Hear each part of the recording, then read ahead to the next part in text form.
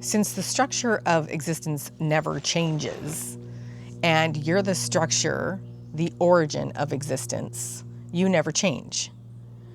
That's what the origin of existence is. It's just energy, it's potential.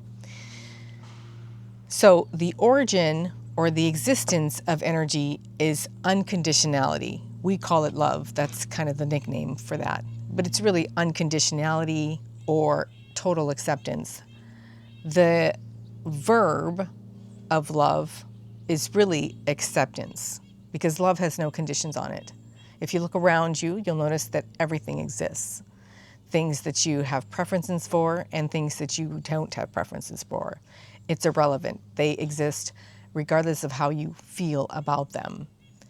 So everything exists without any conditions placed upon its existence. And that's love. Love, the verb, is the acceptance of all, and the state of being of love is the expansion or the continuous growing outward in order to continue to accept and the ever evolving or evolution of everything, because everything is changing.